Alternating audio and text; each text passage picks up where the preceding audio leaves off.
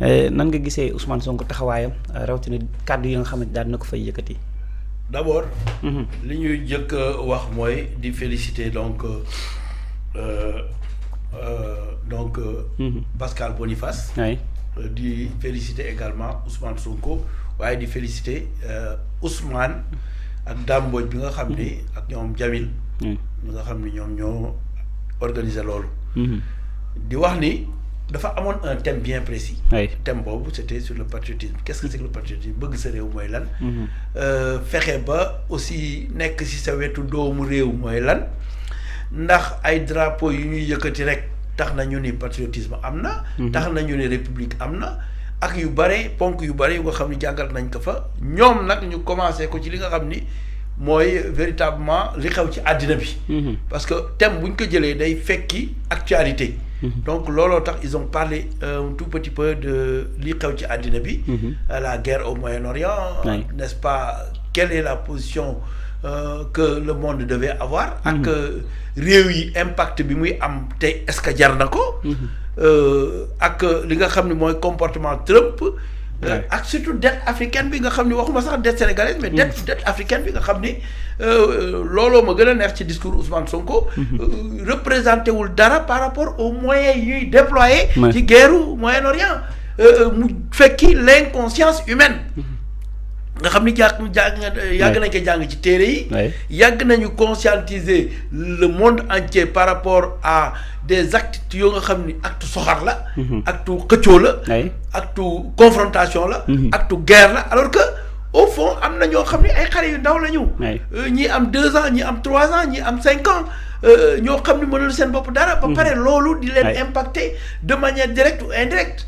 Quand il y a des morts, mais il y a des enfants, mais aussi quand aujourd'hui ñuy def guerre mu wóolu ni guerre bi mi ngi impacté ci dunduñu askan wi ki waroon am téeméer dem marché loolu doy ko bu demee juróom fukki il faut mu yokk ñaar téeméer c'est-à-dire au fond day impacté sax bay rey nit ñu nga xam ni indirectement loolu yëpp il faut que ñu mesurer que ci guerre lu mel noonu.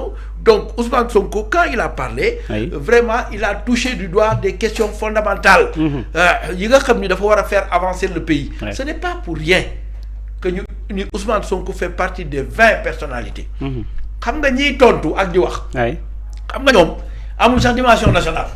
kon nañ ñëw ci tontu yi. mais ñu taxaw ci jàngat bi. non non wax rek. mais teel ngaa da nga leen di cof dama koy cof. c'est-à-dire au fond xam nga kuy wax day fekk ngay toppandoo say maas niiroo ko yamal mbagg aujourd'hui dimension internationale boo xam ni vraiment ñu ngi koy citer un peu partout dans le monde bokkul ak ki nga xam ni analyse am c'est sectaire analyse am c'est apeuré et cetera donc loolu il faut que ñu xam que mais globalement ils ont parlé du monde ils ont parlé de l'avancement du monde.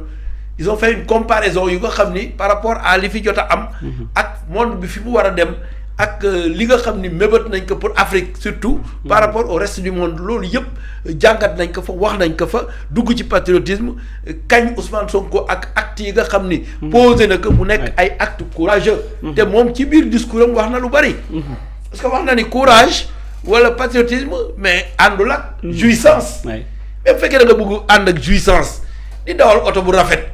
di dawal kii loolu révolution àndul ak loolu. révolution ci réew mu nga xam ni wóor na leen ni réew mi dafa ndóol réew mi dafa am ay problèmes. réew mi jeunes yi dañoo xeex pour yëkkati ko jële fi fi nekkoon teg fi ay nit. révolution boobu dafa ànd ak muñ. dafa ànd ak détermination. dafa war a ànd ak fit. dafa war a ànd ak dëgg. singulièrement dëgg c'est extrêmement important monde bi lu dul dëgg. bu wéy gis nañu. ñu fi nekkoon di dominer nit ñi di def lu ne mais finalement leur nom a été rayé ou tristement établi sur les livres de l'histoire loolu yëpp impact bi mu am ci monde bi yooyu yëpp la ñu doon étudier démb je crois qu'ils ont fait un bon débat boo xam ni le monde entier était content de ça ñi ci bëggul nag mooy ñi nga xam ni au fond bëgguñu jàmm ci réew yi waaye bëgguñu développement ci monde bi dañu bëgg imposer seen loi ci monde bi nga xam ne mi ngi dox te mu am ay règles am le droit xam nga le droit bu fekkee ni da nga mën a toog ci kaw droit rek yaa ngi lor ay nit yaa ngi lor askan yaa ngi lor monde bi te loolu rek la wax démb. Bon Ousmane Sonko boo xoolee ak Paul Kagame ñoom ñooy ñaari africains yi bokk ci les 20 personnes les plus influents bu ko weesoo gis nañ ci Trump ak président Chine bi mais Pape bu ñu si biir livre bi ñu wax ni le pouvoir n'appartient pas aux États ça dafa bëgg wax ni maanaam doole gi nekkatul finalement que ni président yi ñoom ñoo ko yor. dafa doon def référence à la personne d'Ousmane Sonko loolu aussi noo ko gisee. le pouvoir appartient au peuple loolu kay ñëpp xam nañ ko. peuple bi mooy joxe pouvoir. oui. donc le pouvoir appartient au peuple aujourd'hui les masses populaires. oui. bu ñu amee satisfaction ñoom ñooy maintenir le pouvoir bi fi nekk bu ñu amul satisfaction ñoom ñooy. dindi pouvoir bi fi nekk de manière démocratique. gis nañu réew yoo xam ne sax masse populaire yi amuñu satisfaction dañu jóg. jaamaarloo ak pouvoir loolu yëpp gis nañ ko fi donc le pouvoir appartient au peuple et c'est extrêmement important te rappelé nañ ko. te il faut que dirigeants yi aussi xam loolu. bañ a naagu ci lu ñu la dénk. bu ñu la dénkee mbir bu ca naagu. bu ñu la dénkee mbir xamal ne lu ñu la dénk rek la waaye loo bokk ak ñëpp la bu ñu la dénkee mbir waroo jaakaar ni sa papa moo ko moom wala sa yaay wala bokk. seen waa kër wala sa askan. bi nga xam ni moom nga bokk mooy sa xeet. waaye réew dañ la ko dénk. du ab koñ.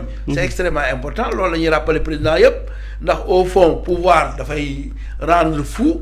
Le pouvoir absolu rend absolument fou am na koo xool loolu yëpp nag dañ ci war a bàyyi xel dañ la war a tàggat bala ngay egg te yaakaar naa ne suñu gars yi tàggat nañ leen ba nga xam ni révolution bi dinañ ko teg ci yoon.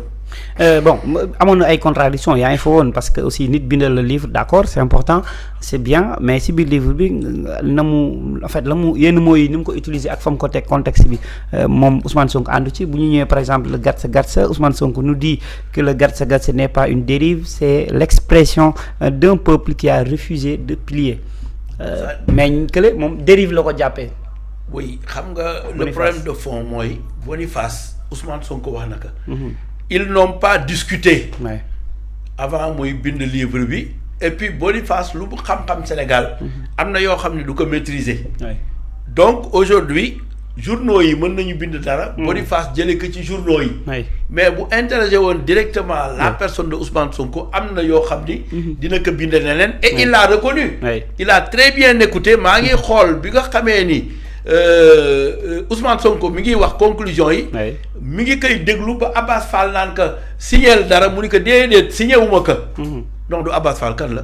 Dambo yooyu naan ko si mu ni ko déedéet. man kii laay déglu. et c'est extrêmement important. ça veut dire qu'il donne de l'importance à l'expression de Ousmane Sonko parce qu'il sait que il est devant un homme de dimension internationale. loolu du mën a ñàkk c'est la démarche intellectuelle. on ne peut pas être d'accord sur tout. et là les deux intellectuels l'ont compris et se sont retrouvés. loolu c'est extrêmement important et c'est ça c'est une leçon qu'on doit donner aux Sénégalais. parce que on ne peut pas être d'accord sur tout. mën ngeen am divergence mais divergence boobu dafa war a enrichir seen réflexion mais warul indi féewaloo loolu c'est extrêmement important leçon boobu il faut que ñu jël ko il faut que am ñu bare ñoo nga xam ne c'est des politiciens au Sénégal ou des administratifs ñu comprendre ni nit ki mënoo bokk ak moom xalaat ci lépp mais au-delà de tout ça il faut savoir que bi mu koy expliquer comprendre nag gatsa boobu ñun yàgg nañ ko expliquer peut-être que moom du mënuñu suivre mais yàgg nañu wax mooy œil pour œil dent pour dent par rapport à une situation bu nga xam ni dem nañu ba dérive di am c'est la résistance populaire c'est la révolution populaire je l'ai écrit tout au début ba ma koy wax gars yi dañ ne non Biram Khoudia day wax rek maa ngi ñaanal ndeysaan professeur Malick Ndiaye ma nga ca njëgal yàlla Biram non révolution et cetera mais aujourd'hui tout le monde parle de révolution et mes textes sont là textes yi ñu ngi fi je crois que loolu yàgg naa ko wax parce que am na ñoo xam ne dañuy yàgg gis lu sore loo xam ne bu ñu toogee nit ki déglu ko rek dañuy xam ne kii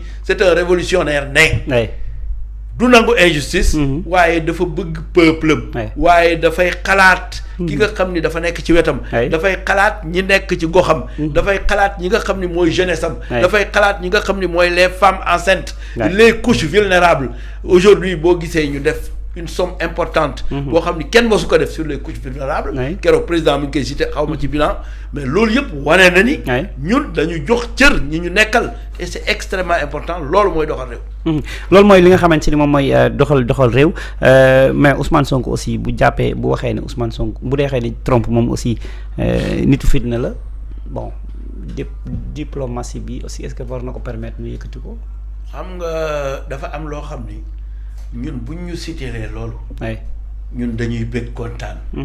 waaye buñ nee ñu roy leen ñooñu. ñu ne duñ leen roy. Cheikh Ahmadou Bamba. bi ka Lat Joor ne. demal bi ka benn waay ne demal ci wetu Lat Joor. mag ñi ñoo dajale. ñu di ko demal ci wetu Lat Joor ndax sa papa ci wetam la nekkoon. loolu lu yombe am teraanga àddina la. mais sëñ Touba dafa ne leen rus naa man Bamba. di jéggi ay jéego jëm ci beneen buur. dul suñu borom. mais ça c'est révolutionnaire. mais ba mu ko waxee mag ñëpp dañu daw sëgg ñii kii naan xale bi moo ñàkk kersa et cetera. parce que dëgg la wax. dëgg boobu nag am na ñu bare dañ ni même bu dee dëgg waroo ko wax. loolu c'est une aberration. dëgg la yàllaa ko moom. te ñun ay jullit lañu ak ay chrétien. donc dëgg moom fu mu ñu fekk fa la ñu bàyyi. te dëgg moo topp ci yonent bi. donc dëgg. moom la yàlla bëgg te yàlla moo yor lépp. ñiy wax naan. bu mu warul wax Trump lii. mais c'est la vérité. Trump lii mu doon mooy koo xam ni day yee fitna. ndax dafa joxe un exemple. ku fekk président bu nga xam ni dafa nekk ci réewam nga ni ko coppet. yóbbu ni da nga koy juger. mais kooku yow da ngay yee fitna ci réew ma. boo ko dee coppet ña nga xam ni dafay indi guerre boobu di am. mais guerre boobu aujourd'hui combien de gens ñoo ci perte.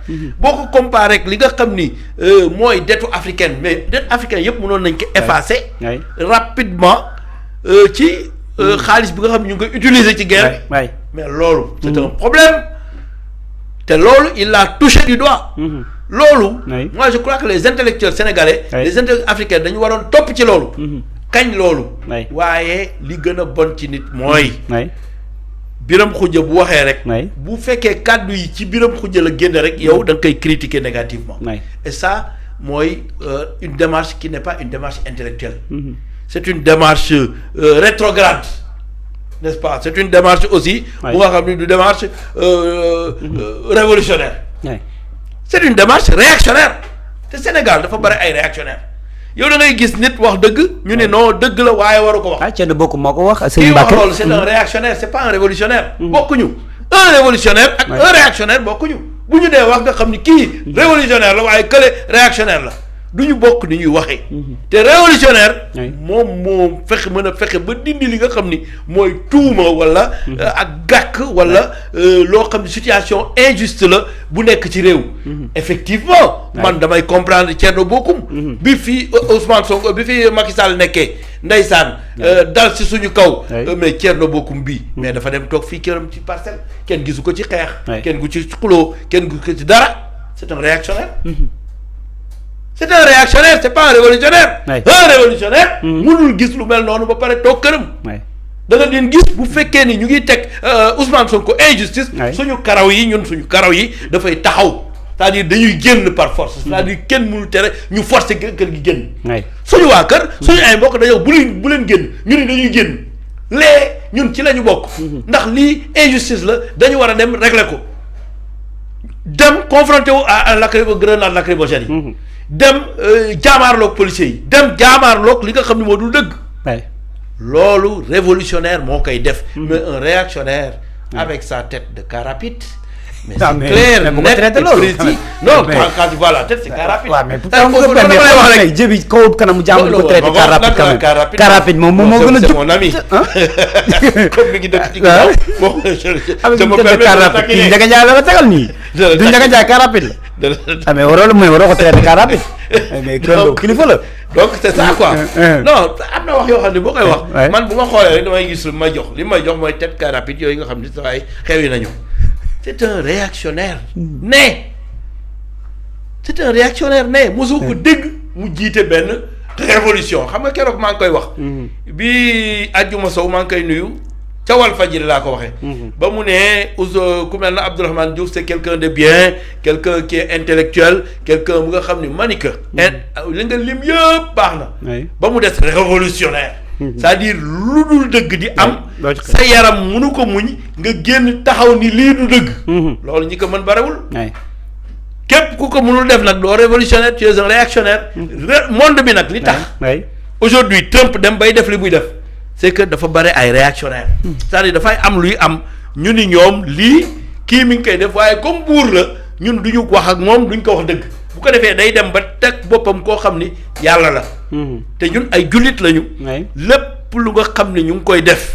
pour que askan wi am jàmm dañu koy def. lépp lu nga xam ne dañ koy wax pour que askan wi jàmm am jàmm dañ koy wax lépp lu nga xam ne jar na xeex. dañ koy xeex pour askan wi am jàmm. loolu tax ñu doon génn ci mbedd di taxaw di wax ni on résiste. bu ñu waxee wàcc leen siège bi ñu taxaw ni wàcc ñu sànni grenade lacrymogène ñu dem suñu yoon. mais au fond.